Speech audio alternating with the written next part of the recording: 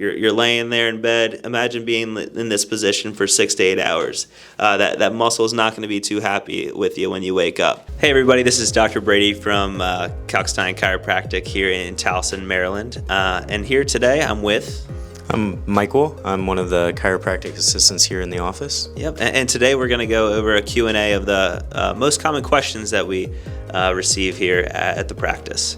So Mike, start us off here. Sure. So obviously, at our practice, a lot of the treatments that we do involve a little bit of time, involve a little bit of consistency. But today I've got a couple questions that are going to be more things that can give us a little bit of faster relief. So to start us off, are there any specific stretches that can provide that fast relief for neck and for shoulder tension?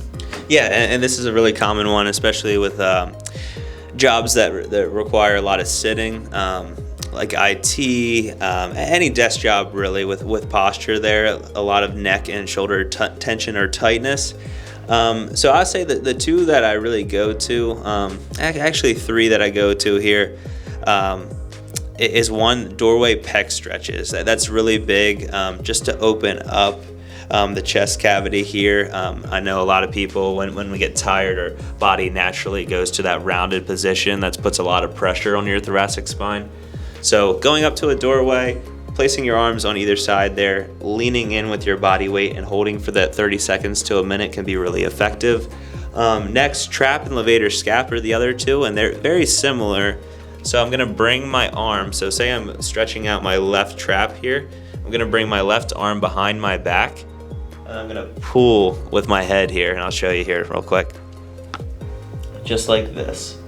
So I'm bringing that right ear to my right shoulder, and you can kind of see my trap there poking out in the video.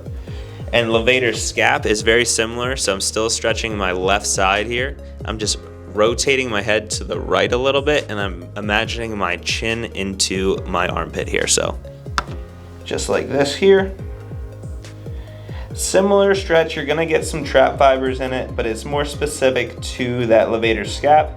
And if you're really feeling like you're not feeling too much of the stretch, you can bring that shoulder down just a tad and you'll feel more tension. So very little amount of movement there. Hold that stretch for 30 seconds to a minute.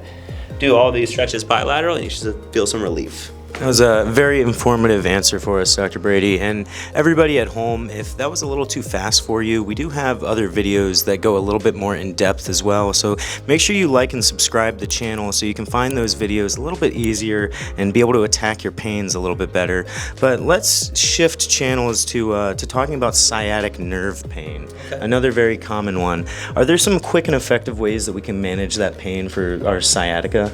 Yeah, and for those of you that don't know, sciatica can originate in the glute. That's probably the most popular that we see here. Any compression to that sciatic nerve with that radiation that goes down the leg, sometimes all the way to the foot.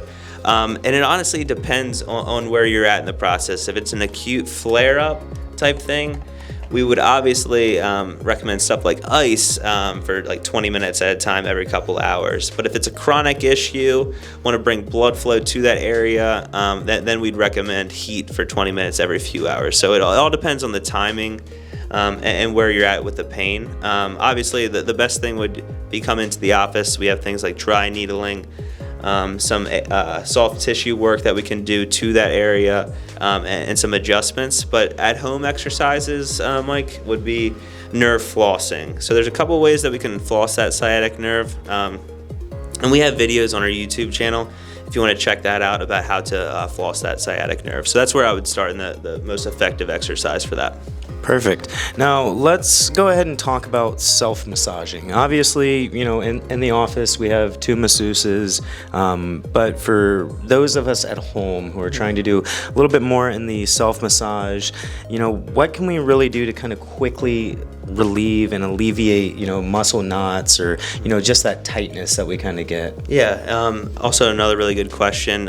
So I'll say, the stretches, I would do those first that I talked about earlier in this video, and then after your body's warmed up there with those stretches, just run through that routine of those 3 stretches. It should take you a couple minutes, like 5 minutes there.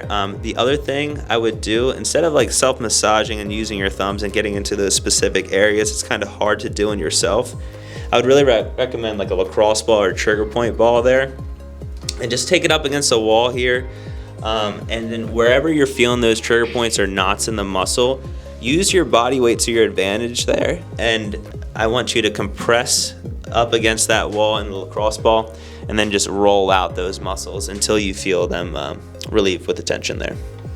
Gotcha. Now, what about a very sudden onset episode of pain, or a flare up, specifically with back pain? What would be the best way for us to attack that? Yeah, so this is another thing I hear a lot.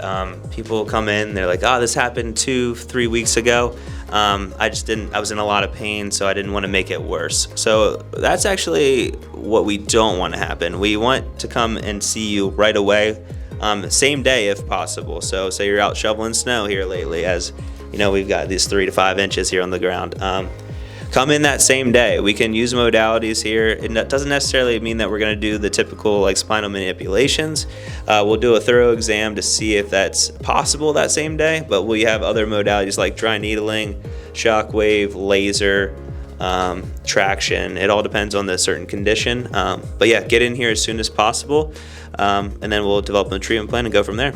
Perfect. So the last question that I have for you, Dr. Brady, and this is another one that we get a lot in the office, with choosing the right pillow or the right mattress, the right mattress for sleep-related back pain. Yeah. We see it a lot, but can you provide any guidance specifically in making those selections to alleviate pain? Yeah, and honestly, not a specific brand. That's what a lot of people ask. Like, what brand is the best for my condition? What company should I go with? I really don't give out brands too much. I always tell people what's medium firm for you is the best type of pillow. So obviously I don't want anything that's so soft, although it might feel good, but lack that support. So you're laying there in bed. Imagine being in this position for 6 to 8 hours. That muscle is not going to be too happy with you when you wake up. Same thing, people that sleep with 2 pillows or really firm pillows, their necks cranked the other way. I want something medium firm that is closer to that neutral spine position there for your cervical spine. Perfect. Well, everybody, that is all of the questions we have for this video. Dr. Brady, thank you so much for giving us a little bit of your time to answer some questions. Yeah, thanks for asking. Pleasure as always. And if you haven't already, like Mike said earlier in the video, please hit like and subscribe, and we'll see you in the next video. Take care, everybody. See ya.